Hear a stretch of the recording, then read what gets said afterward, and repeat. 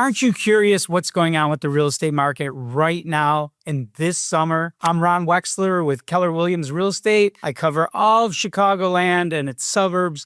So today we're going to talk about what is everyone experiencing out there in this real estate market. That's going to be our subject today, and we're going to have a lot of fun and go through quite a few things. So buckle in and let's get started. So there's a lot of opinions about what's going on in the world right now. And luckily you can just ask ChatGPT and it'll tell you everything you ever need to know. No, not really. I think what's going on in the world right now, you should ask the most qualified person who's the agent that's in the trenches right now, working with buyers and sellers and watching the market. So I'm just going to share a couple of the things that I'm seeing right now. What's very interesting, and in 40 years, I haven't really experienced this before, is that we have a lot of people who are locked in and feeling like they want to move, especially now. July, August, September is a very strong time for people making a move. But a lot of people right now, they're locked into their 3%, 4%, some even 2.5% interest rate. And the first thing they're looking at is how much is it going to cost me to move from this house to this house because my interest rate is going to double. And so right now, I've never seen where people literally want to move really bad, but their interest rate is stopping them from doing it. So that's one of the trends that's very interesting to me. And, having worked the same real estate market for 40 years, I have a lot of past clients and people I bump into at the grocery store or in line at Dairy Queen. You see a lot of the same people, sometimes second and third generations from the same family. And I'm hearing that now more than I've ever heard it before. And I think it's because when I started in real estate, interest rates were 14 to 16%, and it just went down over many, many years. And then eventually got all the way down to the 2-3% range. And it's finally kicked back up. And anyone who's experienced in real estate or real estate investing will be very happy to get an interest rate at 10% or less, considering a credit card interest rate is 25%, right? But what's very interesting right now is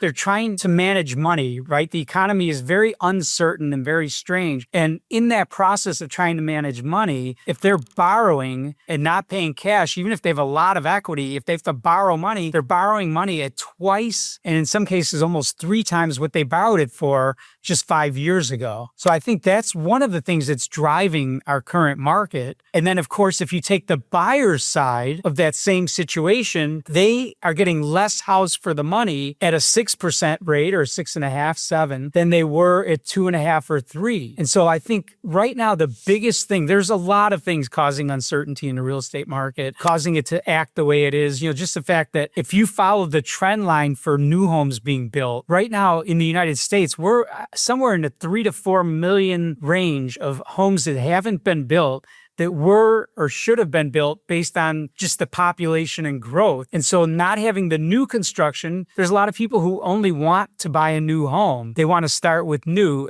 or move up buyers who often would buy new, who are just like, if I'm going to have a used home, I might as well keep the one I already have. So that's causing this shortage of homes that we have really throughout the nation, especially in certain areas. And so when the economy's kind of going crazy and everyone's like, oh, that's going to blow up the real estate market, that's the final thing. We went into this war, or Congress did this, or someone did that. That's going to be the thing that causes the market to crash. Really, nothing's going to cause the market to crash when you have a huge shortage of inventory. So all that's going to happen is it's going to slow a little bit, but the crash that we had in the market when things were booming, and we had seen probably 10 or 12 years of straight growth and appreciation, that was unprecedented. And then you threw in the fraud and the other things that happened with the mortgage industry. That's what caused a crash where prices went down. We thought when they went down 10%, that was a lot. Well, in some areas, they went down as much as 50 to 55% before they came back. But of course, the other interesting thing is within 8 to 10 years, all those areas that had gone down had surpassed where they were at the height of the market, 2007, 2008. So the good thing about real estate is it's really hard to make a mistake unless you don't have time. Time in real estate will cure anything that you do wrong, which is why I encourage people, if right now is the right time to move, if you want to be by your grandchildren and you're waiting for lower interest rates, what years of being by your grandchildren do you want to miss? I mean, think about it. If your grandchild's 3 years old and you're going to wait 5 more years, you're missing out on all those fun years of being with your grandchild. Or if you're moving to get closer to family, how many years are you going to miss out? I would rather buy a smaller home to keep the payment reasonable, or buy a home that's a little bit higher for me to stretch into, knowing that if rates do come down, I can always refinance and get a lower rate. But for now, I've been encouraging people. I think I call it a coulda, woulda, shoulda. And after 40 years, I've seen a lot of coulda, woulda, shoulda markets where people look back 5 years later and go, I should have bought a house then. I could have bought that house for $400,000. Now it's $550,000. I don't care what interest rate you're getting. If you bought it for $400,000 versus $550,000, even if the rate came down, you were better off buying the house for $400,000. And so I really encourage people that when the right time is for you, for your family, for your kids, for your job, for wanting a different kind of neighborhood, move when it's right for you. I mean, I love that everyone's going to be moving in July, August, and September. But honestly, if December is better, let's sell your house in December. If February is better, let's sell your house in February. Don't let the rates dictate your life. Figure out what works for you and then work around that. And if it means you don't buy the highest priced house that you could have or necessarily the best possible neighborhood or location that you could have, but there's a secondary area you'd be just as happy in, I'd rather you bought in that secondary area. And when rates come down 4 years from now, the odds are the house you bought will have gone up in value. We can sell that house and move you over to the other area. But if you don't buy now, you're going to lose out with the appreciation that we'll probably be seeing the next 3 to 5 years. Okay, so let's just talk about pricing a little bit. So home prices are and again, real estate is a local market, right? There is a national real estate market, but it's an average of a bunch of different markets. It's just kind of like saying, what is the average weather, right? Like, if you average in San Diego in January with Chicago in January, then it's about 70 degrees here in January. It doesn't really work that way. Well, real estate's the same way. So I'm going to stay local to Chicago and say that what we're seeing in and again, there are neighborhoods that are different too. Broad overall Chicagoland will probably see 2 to maybe 4% appreciation this year, which is about the same as most areas had last year. And the year before might have been a little bit higher, right? If you go all the way back to 2023, 2024,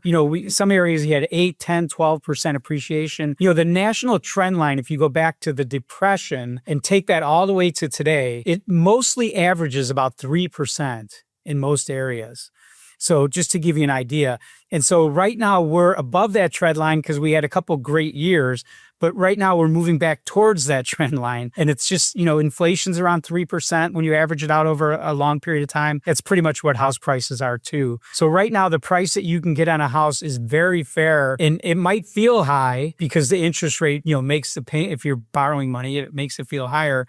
But if you look at it against the trend line of time, we're below where the prices should be right now. We're actually low compared to the averages and the way prices normally go up. Again, that's why I think people might look back on this time and say, oh, it seemed like it peaked because it was so high. And I'm not saying houses are inexpensive right now. They're not. But ultimately, compared to the economy and everything else, they're a very fair price. And so I think this is actually still a great time to buy. So, I've always had this theory that there's two kinds of people buying and selling. The people that have to, right? I mean, they have to, they need to, they don't have an option. And then you have the people who would like to. The people who have to mostly has always been a small percentage. And then it's people who did it based on their life and what's going on. So people move for very set reasons, right?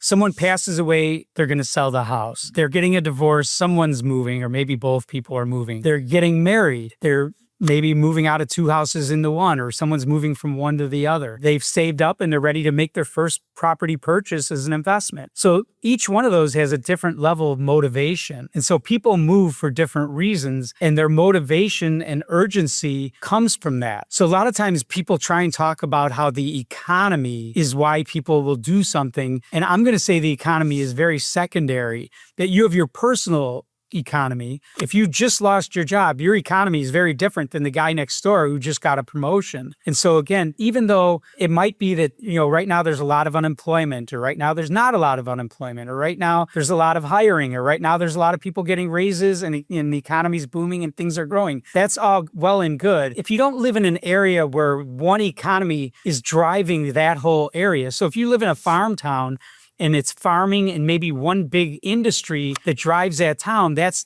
economy is very unique to that area. You come to a big city like Chicago, one person has a job in the tech industry, the next person is working for the city or the state. The next person is a small business owner, entrepreneur. They all have their own economies. And when you're in an area with millions and millions of people, a hit to the economy, when the steel mills went out, that hurt a certain section of Chicagoland, but it also didn't affect all the rest of Chicagoland. So you had a lot of people moving, selling their houses, downsizing, they were out of a job. So in certain areas where a lot of those folks might have lived, that might have hurt those areas. Then other people who were working in diverse backgrounds or, diverse industries came in and bought those houses. So I know people try and tie it to the national industry and something that happened in Washington, D.C. or something like that. But the truth is, your personal economy is really the most important factor in whether you're moving or not, whether you're buying up or buying down or going into a rental or coming out of a rental. That all has to do with what's going on in your life at that moment. So right now, the inventory is pretty level from where it was last year. We don't have a lot more homes for sale, and we don't have a lot fewer homes. It's very close to where it was last year. Houses are selling a little bit slower than last year. There's a thing in real estate we call borrowing buyers from the future. And when the market jumps up, like it did, the couple years after COVID, when we started seeing a lot more home sales, a lot of those buyers were taking advantage of the low rates and taking advantage of the prices. And those buyers were people who might have been buying now. So often when the market gets really hot for a few years, you've borrowed a lot of the moves that were going to happen a few years later. And so there's automatically a bit of a slowdown that follows that. And I think that's part of what's happening in our market right now. Besides people feeling locked into their interest rates and being afraid of a 6 or 7% interest rate, you also have people who weren't going to move. And I can share a really good example. One of my closest friends called me and said, I want to move sometime in the next 5 years. This was like 4 years ago. She goes, I want to move sometime in the next 5 years. What do you think the timing would be? And I was like, why are you moving? I want to get out from under the big house. All my kids are gone. I really just want to go into an apartment until I retire. So I just pay a monthly bill and I don't have to worry about roofs. And she was a single mom and taking care of a house and her kids for all those years. And she said, I really just want to get out from under the house. And I said, well, 5 years from now, you will have done 5 more years of repair and your house will probably be around this. If it goes up 3% a year, how much would you gain? And how much would the apartment have gone up? And how much will you save if you get out from under the house? If you're really going to just do a straight rental for that 4 or 5 years and then move down to Florida or whatever it is when you retire, why not just do it right now? And we sold her house probably within 90 days of that conversation. And whenever we talk, she's like, I love where I live now. And I have a pool that's not my problem. And I walk out the door and if something breaks, except for maybe the light bulbs, everything else, someone else's problem. And she loves it. So she did it when it was best for her. And I think that's really,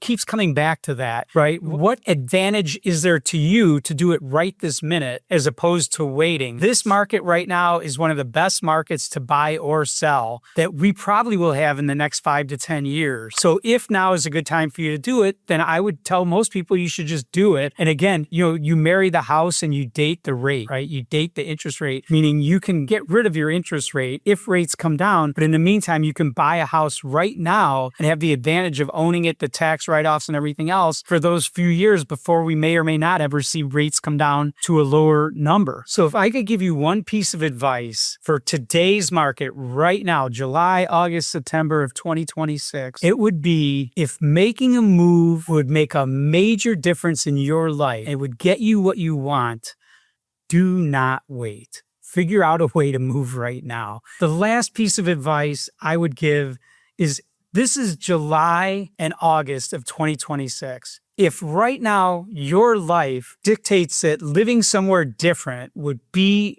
a big advantage, then I would say explore that. Look at that and figure out if now is the right time. Explore it with your realtor, explore it with your family or whoever your family advisors are. Look at it seriously right now, because I do think 2 years from now, you could look back and go, that was a great market. I should have listened to Ron.